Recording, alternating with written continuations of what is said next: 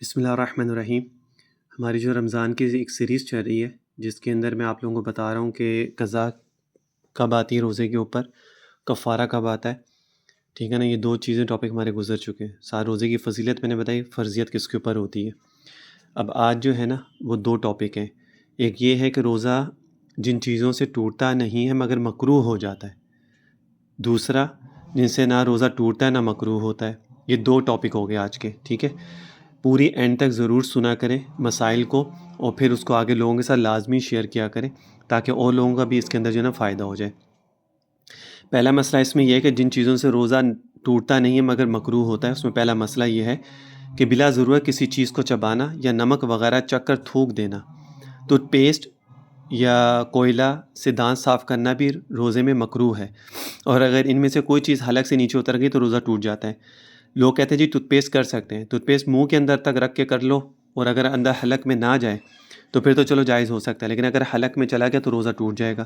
اور کبھی امکان اس چیز کا یہی ہوتا ہے کہ اگر آپ ٹوتھ پیسٹ کرتے ہیں روزے کی حالت میں تو وہ حلق کے اندر اس کا ٹیسٹ جو ہے نا وہ کہیں نہ کہیں چلا جاتا ہے، تو پھر اس لیے ضرورت نہیں ہے کہ انسان جو ہے وہ اتنے اہم فرض روزے کے لیے انسان اتنی مشقت اٹھائے اور وہ روزے کے اندر اس کو ٹوتھ پیسٹ کرنا پڑے۔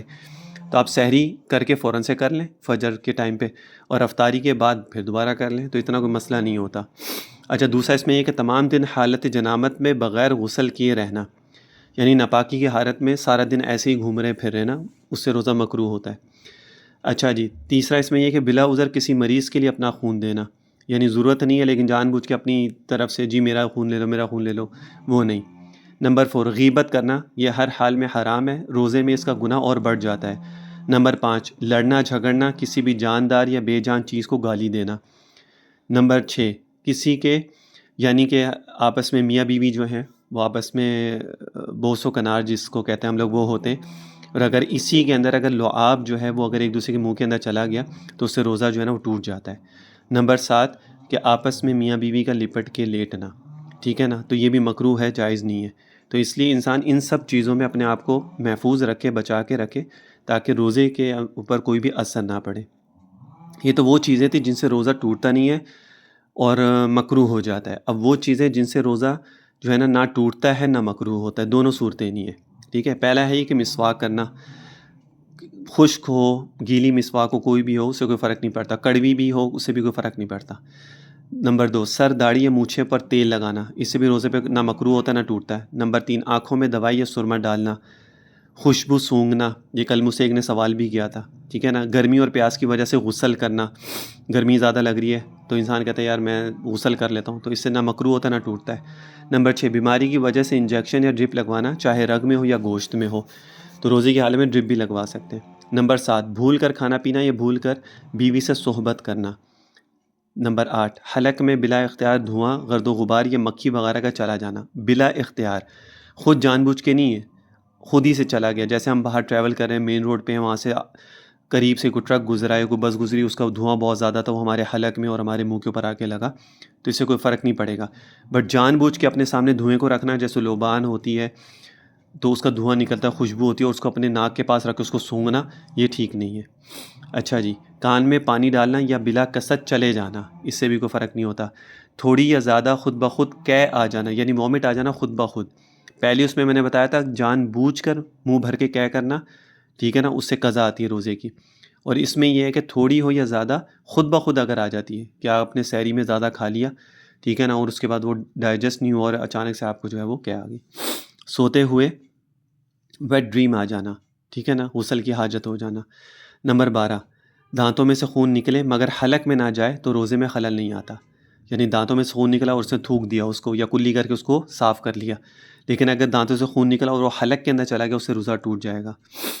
اس کے بعد اگر خواب میں یا صحبت سے غسل کی حاجت ہو گئی، یعنی ویٹ ڈریم ہو جائے انسان کو اگر نیند میں، اور صبح صادق ہونے سے پہلے غسل نہیں کیا، اسی حالت میں روزے کی نیت کر لی تو روزے میں خلل نہیں آیا، البتہ تاخیر کرنا جو ہے نا نماز چھوٹ جائے گی، وہ گناہ ہے۔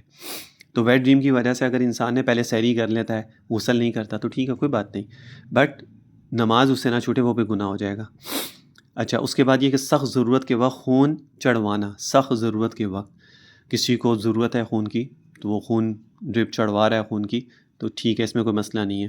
اس کے بعد نکسیر آ جانا، ناک سے جیسے خون آتا ہے، اس کے بعد طاقت کا انجیکشن لگوانا، جبکہ بعض حضرات نے بلا ضرورت طاقت کا انجیکشن لگوانا مکروہ لکھا ہے۔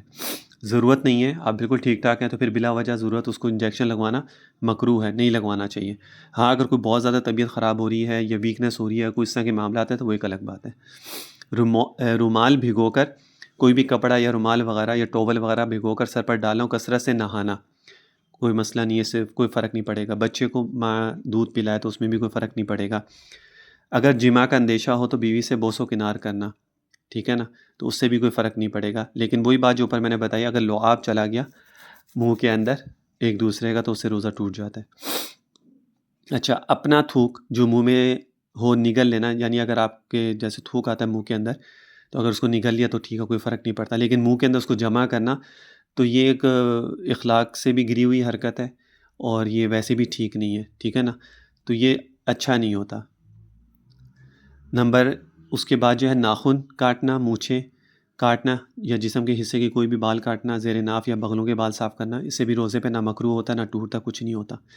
اور اس کے بعد عذر کی وجہ سے خون دینا، کسی عذر کی وجہ سے کسی کو خون دینا، ضرورت ہے کسی کو ہم خون دے رہے ہیں، پہلے پوائنٹ میں بلا ضرورت کہ کسی کو ضرورت ہی نہیں ہو، بلا وجہ جا کے کہہ رہے جی مجھ سے خون لے لو، ٹھیک ہے نا، اور اس میں یہ تھا عذر کی وجہ سے اگر کسی کو خون دے رہا تو ٹھیک ہے، کوئی مسئلہ نہیں ہے۔ تو یہ ساری 22 صورتیں وہ تھیں کہ جس کے اندر انسان سے نہ روزہ مکروہ ہوتا ہے نہ روزہ ٹوٹتا ہے۔